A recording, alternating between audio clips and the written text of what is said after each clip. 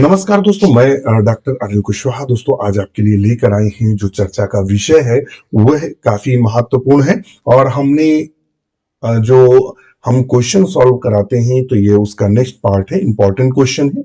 और थोड़े से कठिन क्वेश्चन हम लोग लेकर चल रहे हैं जिससे आपके ज्यादा से ज्यादा क्वेश्चन सही हो। और ये वाला जो पिछली बार जो क्वेश्चन सॉल्व कराए थे उसमें से ये वाला प्रश्न आपसे पूछा गया था और बहुत सारे मित्रों ने इसके सही जवाब दिए थे। और आज हम क्वेश्चन नंबर 26 से शुरू करेंगे। आपके जो प्रश्न है उनका जवाब देना, और उन्हीं महत्वपूर्ण प्रश्नों को लेकर रखा है जो एग्जाम में हूबहू फंसेंगे, या बिल्कुल सेम टू सेम क्वेश्चन आने वाले हैं, या इनसे मिलते जुलते क्वेश्चन पूछे जाएंगे। आज ही हमारे साथ जुड़े, हमारा ऐप है डॉक्टर नोट्स बायोलॉजी। हमारे डॉक्टर नोट्स बायोलॉजी को गूगल प्ले स्टोर से डाउनलोड करें, क्रिएट अकाउंट करें और आज ही जुड़े। डॉक्टर नोट्स बायोलॉजी के 300 प्लस मित्र हैं जो टीजीटी, पीजीटी, एलटी, जीआईसी आदि में सिलेक्ट हैं। असिस्टेंट प्रोफेसर में भी कई सारे मित्र सिलेक्ट हैं। शुरू करते हैं वीडियो। क्वेश्चन नंबर 26 कहता है, और आज थोड़े जो प्रश्न हैं वो थोड़े से कठिन लेवल के प्रश्न हम लेकर चल रहे हैं जो आपको अक्सर डिस्टर्ब करते हैं। क्वेश्चन नंबर 26 कहता है, plant hormone that induce cell division is. इनमें से वह प्लांट हार्मोन कौन है जो सेल डिवीजन को इंड्यूस करता है या सेल डिवीजन को प्रारंभ करता है। तो जैसा कि आप जानते हैं कि जो प्लांट हार्मोन्स है वो ऑक्सिन है, जिब्रेलिन है, और कौन है, साइटोकाइनिन है, और कौन है, डॉर्मिन। डॉर्मिन हार्मोन किसको बोलते हैं? एक्चुअली में डार्विन जो फॉर्म है वो एबीए का, एब्सिसिक एसिड के लिए जिम्मेदार है, समझिएगा। यहां उसने साइटोकाइनिन ना देकर एक्चुअली में जो साइटोकाइनिन हार्मोन्स होता है वह सेल डिवीजन के लिए जिम्मेदार होता है, कोशिका विभाजन के लिए जिम्मेदार होता है। तो उसने साइटोकाइनिन ना देकर सिर्फ दिया है काइनिन। तो ऑप्शन सी को हम सही करेंगे। ऑक्सिन से अक्सर क्वेश्चन पूछ देता है कि इसको डिस्कवर्ड किसने किया था, ध्यान में रखना। पूछ देता है डिस्कवर्ड किसने किया था, तो एफ डब्ल्यू वेंट ने इसको पहली बार डिस्कवर किया था। और इसका काम क्या है, सेल सेल इनलार्जमेंट, सेल को बढ़ाना। और ये क्या करता है, कर्वेचर भी प्रदान करता है। जिब्रेलिन का कार्य क्या है, तो इसको जो डिस्कवर्ड किया था, इसको खोज से डिस्कवर्ड से संबंधित जो वैज्ञानिक थे ये बहुत पूछा जाता है। कुरशोवा, यबूता, नाम याद रखना, पूछता है। यबूता और शुमाकी या सुमुकी बोलते हैं 1948 में।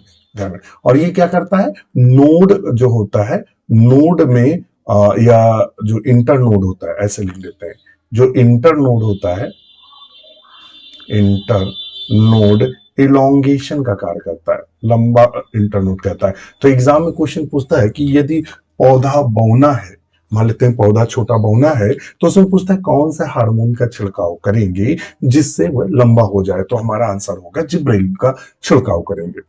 ठीक है। क्वेश्चन डायरेक्ट पूछा जाता है कि जिब्रेलिन जो हार्मोन्स है वह प्रायः किससे प्राप्त होता है। तो जिब्रेलिन जिब्रेला से प्राप्त होता है जो कि कवक है। और ये एग्जाम में क्वेश्चन पूछता है कि जिब्रेला जो है वो किस फंगस को, तो फ्यूजेरियम, फ्यूजेरियम मोनोस्पर्मी, ध्यान में रखना। तो ये आपको ध्यान में रखना है कुछ चीजें। और डॉर्मिन जो हार्मोन है, साइटोकाइनिन, तो आपको पता ही है कि साइटोकाइनिन को कहते हैं। इसके अलावा जो डॉर्मिन है ये एब्सिसिक एसिड का ही एक रूप है। और ये क्या करता है, डॉर्मेंसी देता है। ये क्या करता है, डॉर्मेंसी देता है सीड एंड बड को, जो विपरीत परिस्थितियों में उसकी रक्षा करते हैं। तो सारे ऑप्शन दे दिया, तो चूंकि जो पूछा है वो ऑप्शन सी को हम सही करेंगे। क्वेश्चन नंबर 27 पर नजर डालेंगे। ACDS system of maize was discovered by. ACDS system जो मेज में है, मेज का मतलब मक्का, तो मक्का में जो एसीडीएस सिस्टम होता है। अब ये क्वेश्चन पूछता है कि एसीडीएस का मतलब क्या होता है। यहां एसी का मतलब है एक्टिवेटर से, एक्टिवेटर से, और डीसी का जो मतलब है डिसोसिएशन से है, डिसोसिएशन से है, ध्यान में रखना, इससे है। और इन दोनों का जो मतलब है वो ट्रांसपोजेबल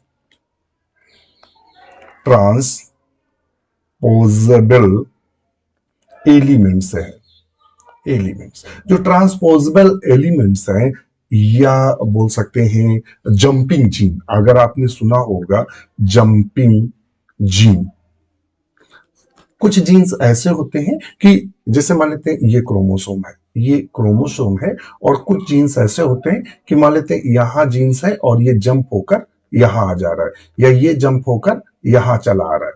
तो ऐसे जीन्स को हम जंपिंग जीन के नाम से जानते हैं, या ट्रांसपोजेबल एलिमेंट्स के नाम से जानते हैं।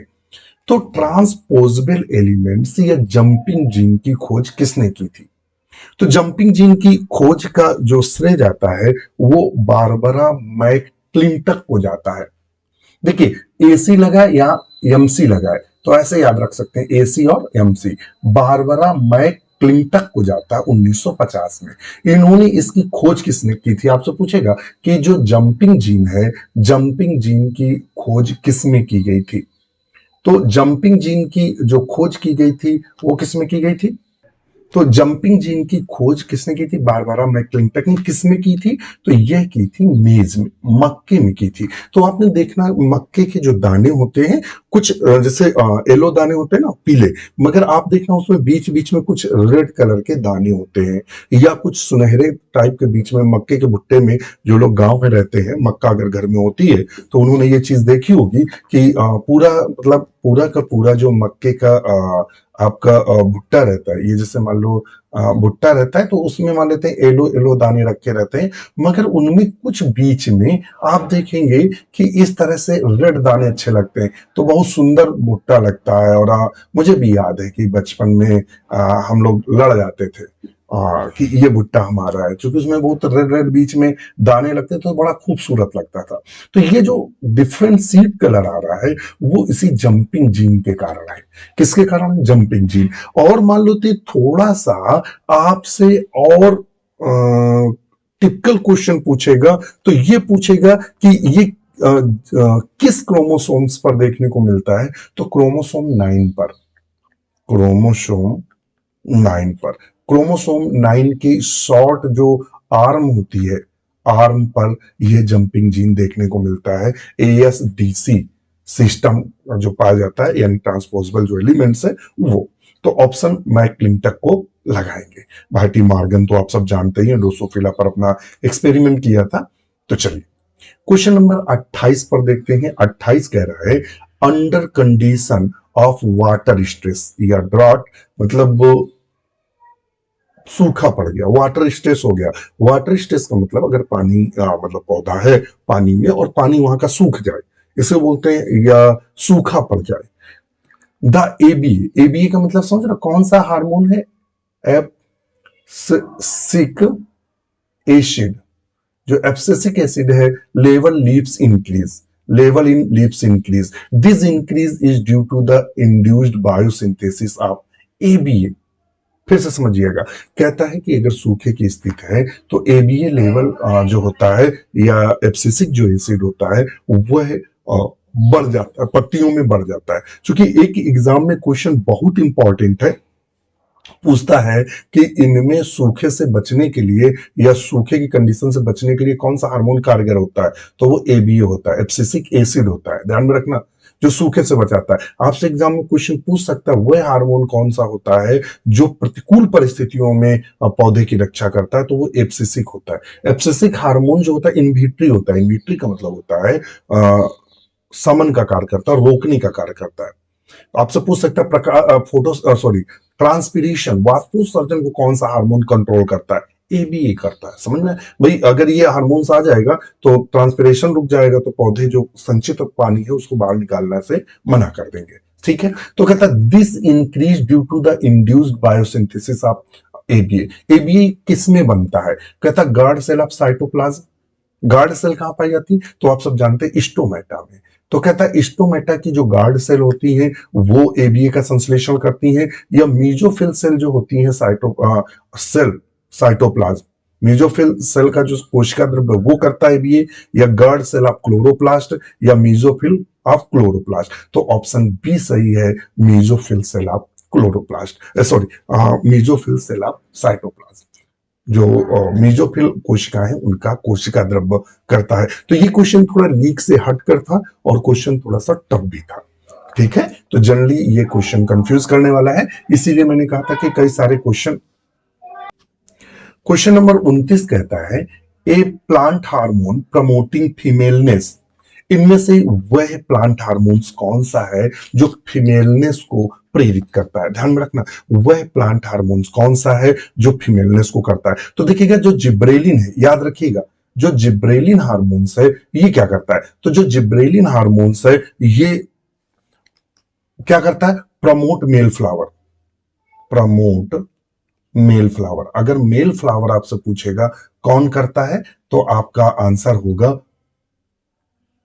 कौन होगा, जिब्रेलिन। अब उसने पूछा फीमेलनेस को कौन करता है, तो फीमेलनेस को जब बुक में पढ़ेंगे तो उसने कहा है इंड्यूशन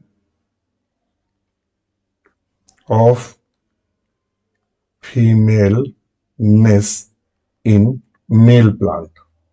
नर पौधे में अगर मादा फूल प्रेरित करने हो तो उसके लिए जो हार्मोन्स जिम्मेदार है वह हार्मोन कौन है, तो वो है साइटोकाइनिन। कौन है, साइटोकाइनिन जो हार्मोन्स है। मगर यहां साइटोकाइनिन दिया नहीं है, तो आंसर यहां क्या करेंगे, तो ऑप्शन करेंगे ऑक्सिन्स को। क्या करेंगे, ऑक्सिन्स को। ठीक है, मैंने सारी कंडीशन आपको बता दी है। अगर कोई कंफ्यूजन हो तो कमेंट्स इस क्वेश्चन को लेकर कर सकते हैं। ठीक है, जो बुक्स में या डाटा जो हमारे पास है उसके अनुसार जिब्रेलिन जो है वो मेल फ्लावर को प्रेरित करता है और फीमेलनेस को जो प्रेरित करता है वो करता है साइटोकाइनिन। लेकिन ऑप्शन में साइटोकाइनिन नहीं है, तो ऑक्सिन्स को यहां सही करेंगे, तो ऑप्शन सी को सही करेंगे। फिर भी आप लोग भी क्या करिएगा कि हम ऑक्सिन सही करें या नन ऑफ द एबव, तो आप लोग बताइएगा कि इसका सही आंसर क्या होगा। मैंने आपको बता दिया कि बुक का जो मैटर है, बुक आप जब पढ़ेंगे तो ये पॉइंट्स आपको वहां देखने को मिलेगा। ठीक है, तो आप बताइएगा कि इसका आंसर हम लोग सी करें या ऑप्शन डी करें। एक बार आप भी चेक करेंगे ऐसे क्वेश्चंस को जो कंफ्यूजन पैदा करते हैं। नेक्स्ट क्वेश्चन है, the first CO2 acceptor in C4 plants.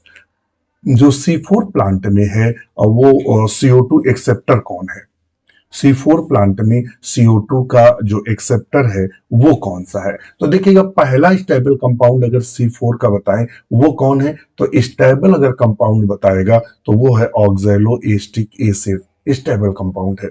अगर आपसे पूछेगा कि C3 प्लांट का स्टेबल कंपाउंड कौन है, स्टेबल कंपाउंड कौन है, तो C3 का है PGA, फास्फोग्लिसरिक एसिड, फास्फोइनॉल पाइरुवेट या RUBP, ड्रोबुलोज डाइफास्फेट, या कहीं कहीं बाइफास्फेट भी दिया है। तो इसका सही आंसर क्या होगा, पेप। क्या होगा, पेप, फास्फोइनॉल पाइरुवेट। क्या होगा, फास्फोइनॉल पाइरुवेट होगा, पेप होगा। जब ये CO2 बाइंड करता है इसके साथ तो बनाता है ऑक्सैलो एस्टिक एसिड, जो कि C4 प्लांट में फर्स्ट स्टेबल कंपाउंड होता है। तो ऑप्शन हम क्या सही करेंगे, बी को बिल्कुल सही करेंगे। नेक्स्ट क्वेश्चन है 31st number, most hazardous metal pollutants of automobile exhaust is. जो मुख्य हजार्डस होता है, हजार्डस का मतलब हमारे लिए नुकसानदायक या खतरनाक होता है, वो पोल्यूटेंट, मेटल पोल्यूटेंट कौन सा है जो कि ऑटोमोबाइल से निकलता है। ऑटोमोबाइल्स का मतलब जैसे कार है, बाइक है, और इनसे जो निकलता है वो कौन है, तो वो एक्चुअली में कौन है, लेड। क्या निकलता है, लेड। इसीलिए देखना, अक्सर आप पेट्रोल पंप पर जाएंगे तो वहां लिखा रहता है लेड फ्री पेट्रोल या लेड फ्री डीजल, तो एक्चुअली वो क्या होता है, लेड। इसलिए मरकरी से कौन सा रोग होता है, तो मरकरी से होता है मिनवाटा। कैडमियन से आउच आउच रोग होता है, और तो लेड होता है, कौन सा होता है, लेड, जो कि ऑटोमोबाइल से निकलता है और हजार्डस होता है। यदि आप भी हमारे साथ जुड़ना चाहते हैं तो हमारा जो बैच है वो आप चाहे तो विजेता बैच ले सकते हैं, विजेता बैच ले सकते हैं, और या फिर आप लक्ष्य बैच ले सकते हैं। इन दोनों बैचों में हमने 99.9% सिलेबस कंप्लीट कर दिया है। केवल लक्ष्य बैच में 2 क्लास शेष हैं, और वो भी इसी हफ्ते हम किसी दिन फ्री होंगे तो ले लेंगे, पेलियो बॉटनी की है। केवल 2 क्लास। लक्ष्य बैच हमने सारा सिलेबस कंप्लीट कर दिया है। इन बैचों में आपको क्या मिलेगा? नंबर फर्स्ट, सारी थ्योरी क्लास आपको अवेलेबल रहेंगी, जो कि मैं नोट्स बनाकर ही पढ़ाता हूं। मतलब मैं ऐसा आलतू फालतू चीजें नहीं पढ़ाता, या ऐसे नहीं कि सब कुछ जितना इंपॉर्टेंट है सब ये भी इंपॉर्टेंट नहीं, जितना सिलेक्टेड है उतना ही मैटर पढ़ाते हैं, जिससे आप एक्स्ट्रा चीजें ना पढ़ें और सिर्फ टारगेट ओरिएंटेड चीजें पढ़ें।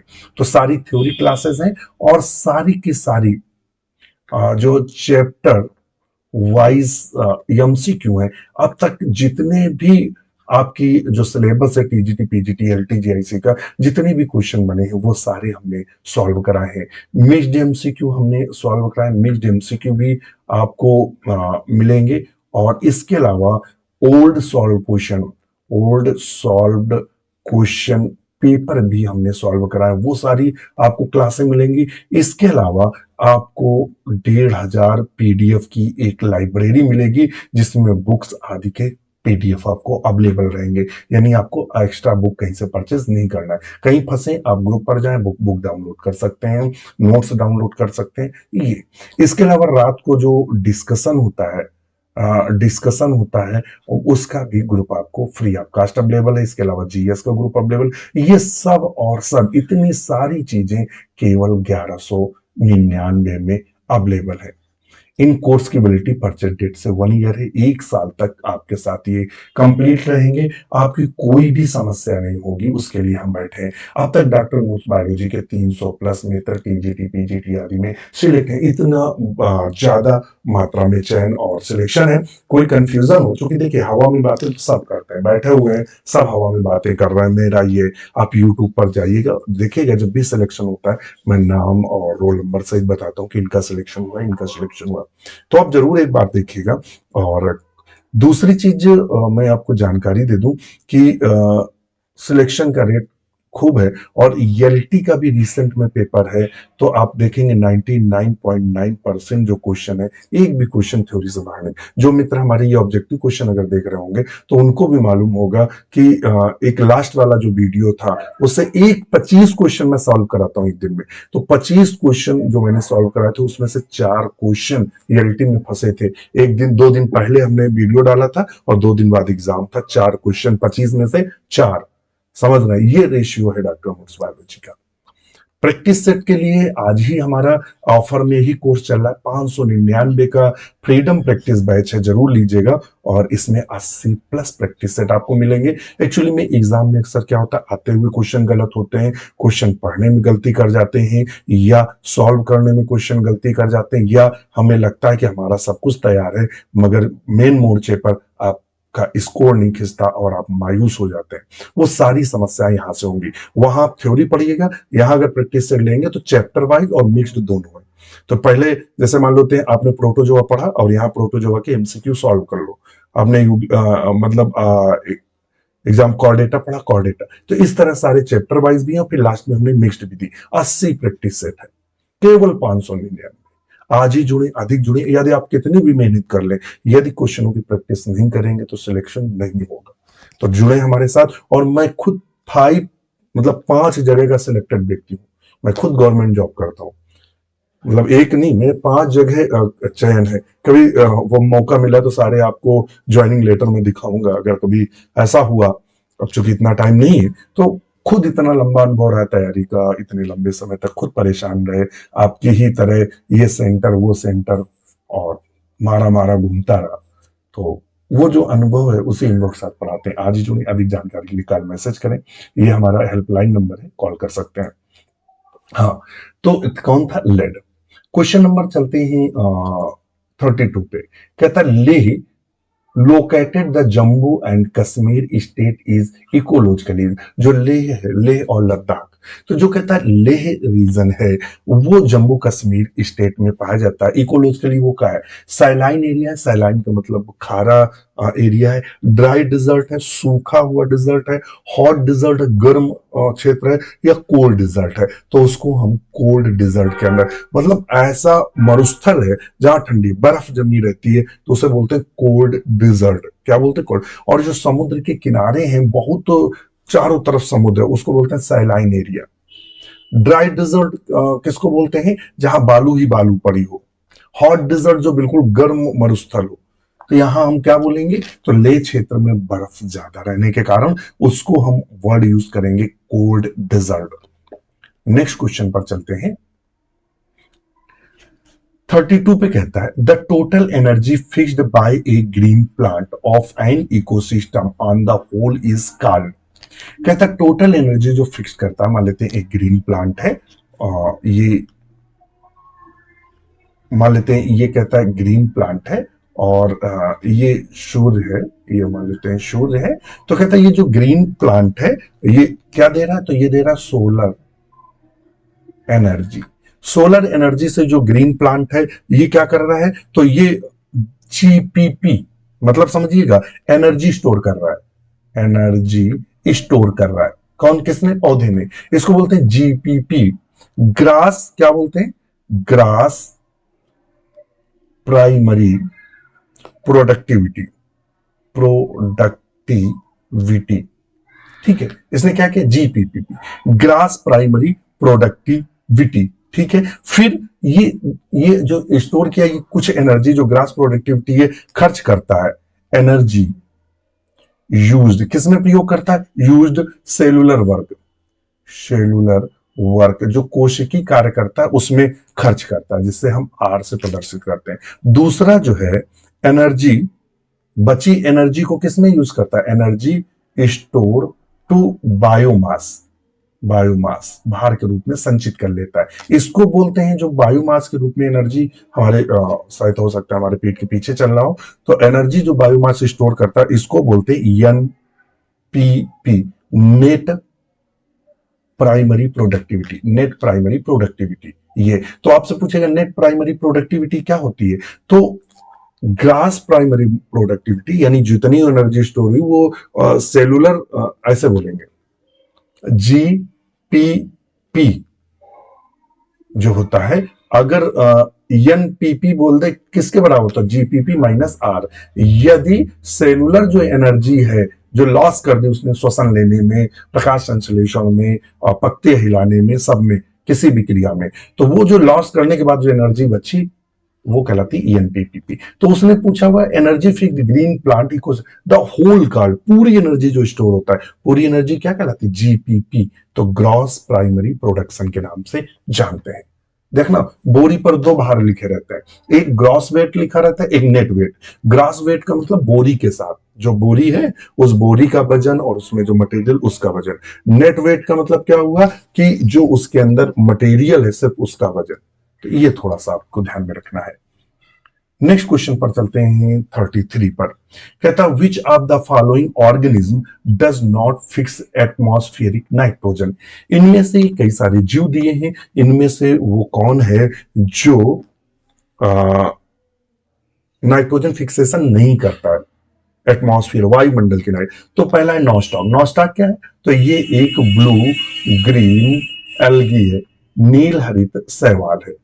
इसमें एक विशेष संरचना पाई जाती है हेट्रोसिस्ट, जो ये माना जाता है कि नाइट्रोजन फिक्सेशन करता है। तो ये तो कर रहा है। एजिटोबैक्टर, नाइट्रोसोमोनास एजिटोबैक्टर, ये क्या करते हैं? नाइट्रोजन फिक्सेशन करते हैं, तो ये भी सही है।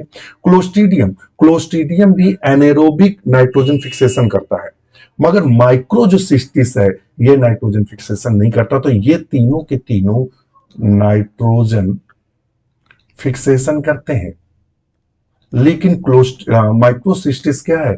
ये नाइट्रोजन फिक्सेशन नहीं करता है, या नाइट्रोजन का जो स्थिरीकरण है वह नहीं करता है। तो हमारा जो ऑप्शन यहां सही होगा, मैं करूंगा इसको डी को। चलिए क्वेश्चन नंबर नेक्स्ट पर चलते हैं। यदि कोई क्वेरी है, कोई जानकारी है, तो इस नंबर पर आप हमें कॉल मैसेज कर सकते हैं, आपकी पूरी सहायता की जाएगी। आप हमें doctornotesbiology.in पर भी हमें लॉग इन कर सकते हैं, ठीक है। और आप अगर हमें doctornotesbiology.in पर लॉग इन करना चाहें तो कर सकते हैं, और ऐसे आप सर्च भी कर सकते हैं डॉक्टर नोट्स बायोलॉजी। अगर सर्च करना चाहो तो आप ऐसे हमें सर्च कर सकते हो। और हमारी कभी कभी अगर आपको दिक्कत है, ये जैसे है, ये हमारा वेबसाइट है, और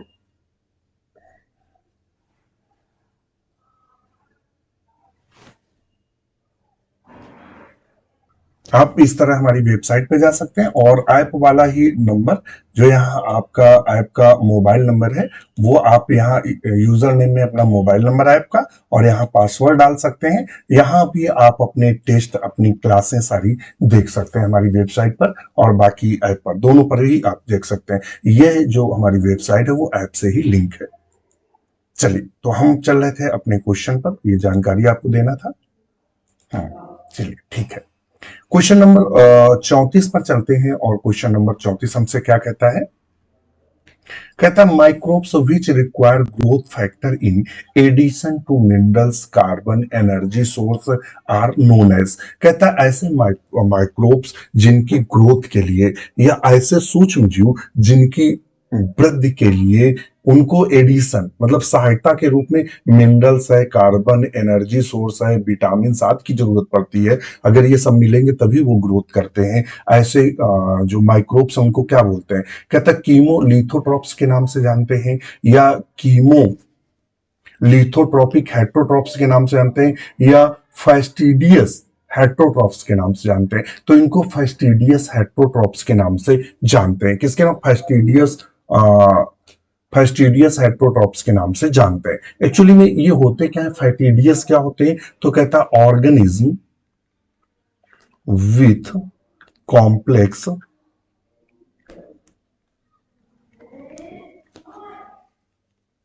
nutritional needs often requirement added nutrients for growth. Growth के लिए जिन्हें एक्स्ट्रा या मतलब न्यूट्रिएंट चाहिए उनको फैस्टिडियस बोलते हैं। तो ऑप्शन सी सही होगा। बिल्कुल कठिन लेवल का प्रश्न है और थोड़ा सा घुमाने वाला, चकराने वाला, तो इसलिए इन प्रश्नों को हमने लिया है। नेक्स्ट क्वेश्चन 35 नंबर पर कहता है in plant succession when the climax is reduce the net productivity. कहता है जो प्लांट सक्सेशन होता है, प्लांट सक्सेशन क्या होता है? इसको अनुक्रमण बोलते हैं हिंदी में। अनुक्रमण का मतलब होता है, जैसे मान लेते हैं चट्टान है, एग्जाम्पल के लिए मान लेते हैं ये चट्टान है या पर्वत है या कोई भी वेजिटेशन नहीं है, फिर यहाँ मान लेते हैं लाइकेन बने, फिर वो बने ब्रायोफाइट बने, फिर टेरिडोफाइट, फिर ऐसे, और फिर जाकर यहाँ पूरा का पूरा जंगल तैयार हो गया, क्लाइमेक्स पूरा बिल्ड कर गया। तो वही पूछ रहा है the plant succession when the climax is reached the net productivity जो होगी वो कैसी होगी? कंटिन्यूअस इंक्रीज होगी, लगातार बढ़ती रहेगी। क्लाइमेक्स की बात कर रहा है, ये वर्ड यूज करिएगा, क्लाइमेक्स मतलब जब पूरा डेवलप हो जाएगा उस समय। कहता है स्टार्ट डिक्रीजिंग, तो जो नेट प्रोडक्टिविटी है वो घटने लगेगी। बिकम जीरो, बिल्कुल जीरो हो जाएगी। या बिकम्स स्टेबल, यह बिल्कुल स्थायी हो जाएगी, ना घटेगी ना बढ़ेगी। तो ऑप्शन बी सही करेंगे कि जो नेट प्रोडक्टिविटी क्लाइमेक्स जब हो जाएगा, कंप्लीट डेवलपमेंट हो जाएगा, तो स्टेबल हो जाएगी, स्थिर हो जाएगी, ना घटेगी ना बढ़ेगी। तो क्वेश्चन नंबर 35 आ गया।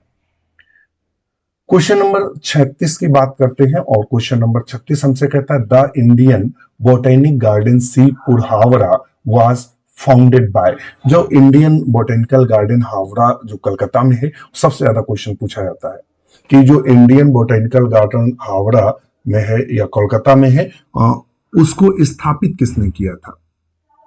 तो इंडियन जो गार्डन है उसको स्थापित करने का जो श्रेय जाता है रॉबर्ट विलियम काइट को जाता है। किसने स्थापित किया था? तो इसको किसने स्थापित किया था? तो Robert William kite.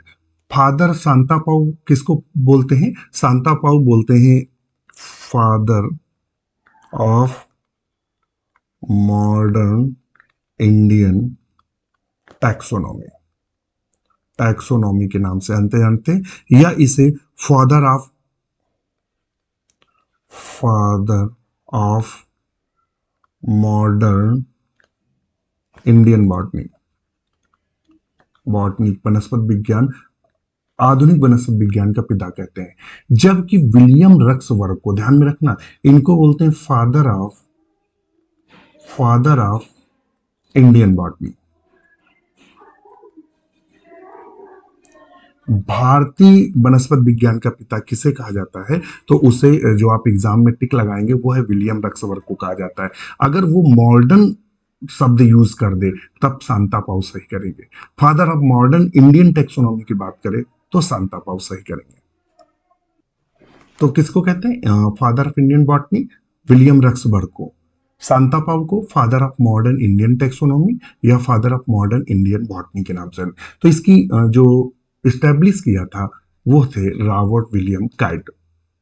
Next question 37 number कहता है which is the oldest botanical garden of the world? सबसे ओल्डेस्ट या सबसे पुराना बोटेनिकल गार्डन विश्व का कौन सा है? यहाँ चूंकि विश्व की बात हो रही है, कौन सा है? तो ओर्टो बोटेनिकल गार्डन जो पाडुआ है, ध्यान रखना ये कब स्थापित हुआ था? ये इटली में पाया जाता है। कहाँ पाया जाता है? इटली में। इसकी स्थापना हुई थी 1545 में, सॉरी 1545 में हुई थी। जो रॉयल बोटेनिकल गार्डन क्यों है, इसकी स्थापना हुई थी 1759 में। जो इंडियन बोटेनिकल गार्डन है ये 1787 में स्थापित हुआ था, और ये जो था वो 1669 में स्थापित हुआ था, 1669 में। तो सबसे ओल्डेस्ट कौन है? तो ओर्टो बोटेनिकल गार्डन जो पडुआ इटली का है, 1545 में सबसे पहले स्थापित हुआ था। तो सबसे ओल्डेस्ट इसी को माना जाएगा, ऑप्शन ए को। तो हमने सबके सन बता दिए हैं, तो आप खुद ऑटोमेटिक बता देंगे कि सबसे पुराना कौन है। क्वेश्चन नंबर 38 कह रहा है root cap is absent in। Root cap किस में अनुपस्थित होती है? रूट कैप क्या होता है? एक्चुअली में प्रोटेक्टिंग पार्ट होता है, जो जड़ें होती हैं, जड़ के अग्रभाग पर हमें ये रूट कैप देखने को मिलती है, जो कि मेरिस्टेमेटिक टिश्यू को बाह्य से बचाती है। तो जीरोफाइटिक में तो सबसे ज्यादा डेवलप होगी, मीजोफाइट्स में भी डेवलप होती है। अब आता है हाइड्रोफाइट्स, जो जली पौधे होते हैं, जो वाटर प्लांट होते हैं, हाइड्रोफाइट्स होते हैं, उनमें नहीं पाई जाती। चूंकि उनको मिट्टी के अंदर भेजने की जरूरत नहीं पड़ती है, इसलिए रूट कैप लगभग अनुपस्थित होती है। तो ऑप्शन क्या सही करेंगे? ऑप्शन बी को सही करेंगे। चलिए क्वेश्चन नंबर 39 पर चलते हैं। कहता विच one of the following is not a factor of wild life conservation? जो वाइल्ड लाइफ कंजर्वेशन है या जो जंगली जीवन को संरक्षित करता है, उसमें से वो फैक्टर कौन सा है जो वाइल्ड लाइफ कंजर्वेशन के लिए जरूरी नहीं है? तो लॉस ऑफ वाइल्ड लाइफ, तो ये तो बिल्कुल जरूरी नहीं है। इससे क्या होगा? इससे तो नुकसान ही नुकसान होगा। डिफॉरेस्टेशन, इससे कैसे, अगर हम जंगल खत्म कर पाएंगे तो वाइल्ड लाइफ कंजर्वेशन कैसे होगा? कंस्ट्रक्शन ऑफ डैम, इससे भी क्या? Not a factor for the wild life conserve, ये भी क्या है? कंजर्वेशन को नष्ट करेगा। तो ऑल ऑफ द जितने भी ऑप्शन है वो कंजर्वेशन को नुकसान पहुंचाने वाले हैं या वाइल्ड लाइफ कंजर्वेशन के लिए नुकसानदायक है। तो ऑप्शन डी को हम सही करेंगे। क्वेश्चन नंबर 40 कहता है रैफाइट्स आर फॉर्म ऑफ। जो रैफाइट्स होते हैं वो सुई के आकार के होते हैं। क्या होते हैं? कुछ प्लांट्स की लीफ में रैफाइट्स पाए जाते हैं, जैसे कि डहलिया आदि में, शायद देख लेना एक बार। तो वो किसके बने होते हैं? ये सूच्याकार होते हैं। इस तरह सुई जैसी संरचनाएं कुछ पौधों की पत्तियों में देखने को मिलते हैं, उनको रैफाइट्स बोलते हैं। किसके बने होते हैं? कैसा? Calcium phosphate, calcium oxalate, calcium pectate, calcium carbonate. तो ये कैल्शियम ऑक्सलेट के बने होते हैं। रैफाइट्स किसके बने होते हैं? कैल्शियम ऑक्सलेट के। जबकि सिस्टोलिथ किसके बने होते हैं? कैल्शियम कार्बोनेट के। तो ऑप्शन हम क्या सही करेंगे? बी में, ऑप्शन बी को सही करेंगे। क्वेश्चन नंबर 41 है terracing is a effective methods of soil conservation in. कहता है terracing is a effective methods of soil conservation is. Terracing क्या होता है? ट्रेसिंग का मतलब होता है सीढ़ीदार। सीढ़ीदार, जो जैसे कि आप देखे होंगे जब पहाड़ों की तरफ गए होंगे तो वहां जो खेत होते हैं वो इस तरह से सीढ़ियों की तरह काट दिए जाते हैं, जिससे पानी क्या है? डायरेक्ट बहाव ना करे और सीढ़ियों के दार खेती की जाती है सीढ़ी बनाकर। वो कहाँ किया जाता है? डेजर्ट एरिया में नहीं, हिली एरिया में। तो बिल्कुल ये जो सीढ़ी बनाकर जितने भी पहाड़ी क्षेत्र हैं उसमें सीढ़ीदार कटान की जाती है और फसल की जाती है। तो वही कह रहा है terracing is the effective method of soil conservation in. Soil conservation के लिए, मिट्टी के अपवर्तन को रोकने के लिए, मिट्टी के बहाव को रोकने के लिए हम क्या कर सकते हैं? तो मिट्टी के बहाव को रोकने के लिए हम ट्रेसिंग मेथड यूज करते हैं, जो कि हिली एरिया में प्रयोग किया जाता है या पहाड़ी क्षेत्रों में इसका प्रयोग किया जाता है। तो क्वेश्चन नंबर 41 में बी को सही करेंगे। क्वेश्चन नंबर 42 कहता है the two spines on water chestnut fruit represent. Water chestnut क्या होता है? तो आपने देखा होगा कि इस तरह से जो सिंघाड़ा होता है, ये जो सिंघाड़ा होता है उसमें जो स्पाइन, दो कंटक पाए जाते हैं। वाटर चेस्टनट किसको बोलते हैं? वाटर चेस्टनट सिंघाड़ा को बोलते हैं। सिंघाड़ा आप सब जानते हैं, सब लोग खाते हैं। तो सिंघाड़ा जो है, इसमें ये दोनों कंटक हैं, वो किसका रूपांतरण होते हैं? वही कह रहा है। The two spines water chestnut fruit represent किसको दिखाते हैं? टू स्टाइल्स को, modification of bracteoles, modification of sepals, या स्पेक्टकुलर आर्म्स को। तो मॉडिफिकेशन सेपल्स, जो सेपल्स होते हैं, सेपल्स क्या बोलते हैं? कैलेक्स जो होते हैं, कैलेक्स मतलब कैलेक्स की यूनिट क्या कहलाती है? कैलेक्स की यूनिट कहलाती है सेपल। यानी हिंदी में बोलते हैं बाह्य दल जो होते हैं, बाह्य दल के क्या बोलते हैं? एक को बाह्य, इसको बोलते हैं बाह्य दल पुंज, और इसको बोलते हैं बाह्य दल। तो जो बाह्य दल है वो कांटों में रूपांतरित हो जाते हैं। नेक्स्ट क्वेश्चन 43 है, कहता वीवी पैरी इन द प्लांट मीन्स। वीवी पैरी समझ लो क्या होते हैं? बहुत सारे प्लांट ऐसे होते हैं कि जिनके जो फल होते हैं, फल के अंदर जो बीज होते हैं वो अंकुरित हो जाते हैं फल के अंदर ही। आपने देखा होगा, कभी कभी देखना मटर आदि में भी बीज अंकुरित होता है। पपीता देखना, पपीता जब आप काटते हैं तो कभी कभी देखना कुछ पपीते के बीज पपीता के अंदर ही अंकुरित मिलते हैं आपको। इसे बोलते हैं वीवी पैरी। मतलब फल के अंदर ही फल है, फटा नहीं, उसके अंदर जो बीज है वही अंकुरित हो जाते हैं, वीवी पैरी। इसे बोलते हैं वीवी पैरी। तो वो बोलता है वीवी पैरी प्लांट्स किन प्लांट्स में है? Germination of seed on the services of the stem were some soil had deposited. जो मतलब गिर जाते हैं। Development of the peanut fruits after the fertilized seed, the burrowed them in soil, organism of several soup, germination of seed inside the fruit। ये सही है, germination of seed inside the fruit while it is still on the parent tree। वो जो parent tree में अगर लगा हुआ है, मतलब फल जो है वो लगा हुआ है और वहीं अंदर ही अंकुरित हो जाता है। और ये किस में होता है? तो ये हेलोफाइट प्लांट्स में होता है। ऐसे पौधे जो समुद्र के किनारे पाए जाते हैं, तो अगर उनके फल नमक होता है बहुत, अगर गिर जाएंगे तो मर जाएंगे। इससे अच्छा वो क्या होता है, उनमें प्रकृति ने ऐसा बना रखा है कि उनके जो बीज हैं वो फल में लगे लगे ही अंकुरित हो जाते हैं, और जैसे ही नीचे गिरे तो वैसे ही वो मिट्टी पकड़कर पेड़ बन जाते हैं। और वरना अगर बीज मिट्टी में गिरेगा तो वो इतना नमकीन भाग होता है कि एक्सोस्मोसिस हो जाएगा और वो मर जाएगा एम्ब्रियो। तो ऑप्शन डी को हम सही करेंगे। क्वेश्चन नंबर 44 कहता है which one of the following human activities would cause least damage to the ecosystem. कहता है इसमें मनुष्य की वह कौन सी गतिविधि है जो डैमेज इकोसिस्टम को डैमेज करता है। कहता है which of the following human activities which cause least. Least का मतलब नहीं डैमेज करता है। देखिए शिफ्टिंग एग्रीकल्चर, शिफ्टिंग एग्रीकल्चर का मतलब था झूम खेती। मान लो आज यहाँ खेत किया और यहाँ जैसे उपज खत्म हुई तो यहाँ खेत करने लगा, छोड़ दिया। या अर्बन एक्सप्रेशन मतलब मकान बना रहा है, जंगल काट रहा है। कल्टीवेशन जेनेटिकली इंजीनियर प्लांट, पौधों को जेनेटिकली इंजीनियर करके, जीएम प्लांट जेनेटिकली इंजीनियर करके पौधों को उगा रहा है। नहीं, तो ये least damage to the ecosystem, cause least नहीं करता है। वो ऑर्गेनिक फार्मिंग। ऑर्गेनिक फार्मिंग में क्या होता है, हम जानवरों का गोबर है, जानवरों का खाद है, या केचुए वाली खाद आदि डालते हैं और उससे करते हैं, तो वो इकोसिस्टम को नुकसान नहीं पहुंचाता। तो ऑप्शन ए सही है। वो कहता है वुड कॉज लीस्ट डैमेज, बिल्कुल ना के बराबर नुकसान करता है। वो कौन है? Organic farming. नेक्स्ट क्वेश्चन 45 है ए फिलोक्लेड इज द मॉडिफिकेशन ऑफ। फिलोक्लेड का होता है, देखो क्लैडोड फिलोक्लेड दो में से एक क्वेश्चन पूछता है। फिलोक्लेड में क्या होता है कि इनमें जो लीफ, इनमें जो स्टेम होता है वो मॉडिफाइड होता है। जैसे कि अपुंसिया, अपुंसिया का मतलब क्या हुआ? नागफनी।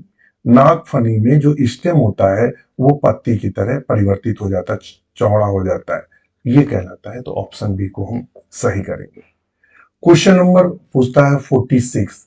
Epiphytes are plant that grow on the other plant for. जो एपीफाइट्स प्लांट होते हैं, कौन से प्लांट? एपीफाइट। ऐसे पौधे जो दूसरे पौधों पर उगाते हैं, जैसे नीम के ऊपर कभी कभी आपने देखा होगा, बरगद, बरगद के ऊपर नीम।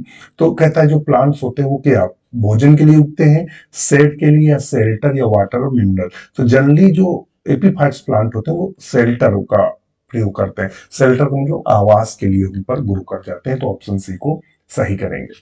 क्वेश्चन नंबर 47 कहता है first bio insecticides developed on commercial scale was. पहला वो कौन सा पेस्टिसाइड है जो कमर्शियली मतलब प्रोड्यूस किया गया या कमर्शियली प्राप्त किया गया, वो पेस्टिसाइड कौन सा है? वो पेस्टिसाइड कौन सा है जो कि कमर्शियली प्रयोग में लाया गया? तो वो पेस्टिसाइड कहता है क्यूनिन है, या डीडीटी है, ऑर्गेनोफॉस्फेट है, या स्पोरेनिन है। तो ऑप्शन डी सही है कि ये पहला बायो इंसेक्टिसाइड जो कमर्शियली स्केल पर किया गया तो स्पोरिन है। नेक्स्ट क्वेश्चन है 48। कहता है soil erosion can be prevented by. जो सॉइल इरोजन है या जो भूमि का कटाव है उसको कैसे रोक सकते हैं? रिस्ट्रिक्टेड ह्यूमन एक्टिविटी, मनुष्यों का जो रिस्ट्रिक्शन करके, गुड प्लांट कवर करके, चेकिंग मूवमेंट ऑफ एनिमल, या विंड स्क्रीन एलॉन। तो हम कैसे कर सकते हैं? Soil erosion can be prevented by, कर सकते हैं। वो कैसे? तो वो है ऑप्शन बी। हम क्या कर सकते हैं? जो गुड प्लांट कवर करके, जितना ज्यादा प्लांट कवर करेंगे उतना ज्यादा हम क्या करते हैं? Soil erosion can be prevented by. Soil erosion can be prevented by किससे कर सकते हैं? तो गुड प्लांट कवर करके और रेस्ट्रिक्शन ह्यूमन एक्टिविटी। अगर हम ह्यूमन एक्टिविटी को भी वहां रेस्ट्रिक्ट कर देंगे तो भी सॉइल इरोजन रुक जाएगा। ध्यान रखना। तो ऑप्शन ए भी सही है और बी भी कर सकते हैं। तो अगर ह्यूमन एक्टिविटी को हम रोक दें तो सॉइल इरोजन को भी हम रोक सकते हैं। तो ऑप्शन फिलहाल हम बी कर देते हैं, good plant cover. Next question है sunken stomata are found in. जो सनकेन स्टोमेटा है वो कहां पाए जाते हैं, किसमें पाए जाते हैं, कैसे पौधों में? सनकेन का मतलब होता है धसे हुए, धसे हुए जो रंध्र हैं वो किसमें देखने को मिलते हैं? हाइड्रोफाइट जलीय पौधों में, जीरोफाइट मरुस्थलीय पौधों में, मीजोफाइट मध्यम क्रम के जो जल और नॉर्मल पाए जाते हैं, या पैरासिटिक। आप इसको आंसर करिएगा। हम 2 क्वेश्चन देते हैं हर बार, तो आप बताइएगा इसमें सही आंसर क्या करेंगे। और 50 नंबर पर आप बताएंगे कि जो trophic level in the food chain show. जो ट्रॉफिक लेवल है फूड चेन में, जैसे होता है trophic level first second third, जब इकोसिस्टम पढ़ेंगे तो उनमें ये किसको शो करता है? फंक्शनल लेवल को शो करता है, या एनर्जी लेवल को, या निच को, या रोल ऑफ स्पीसीज को? ये 49 और 50 में क्या ऑप्शन सही होगा वो कमेंट्स करके बताइएगा। हमें आपके कमेंट्स का इंतजार रहेगा। आज के लिए इतना ही। वीडियो कैसा लगा कमेंट जरूर करिएगा। इसी के साथ आज्ञा दीजिए। नमस्कार।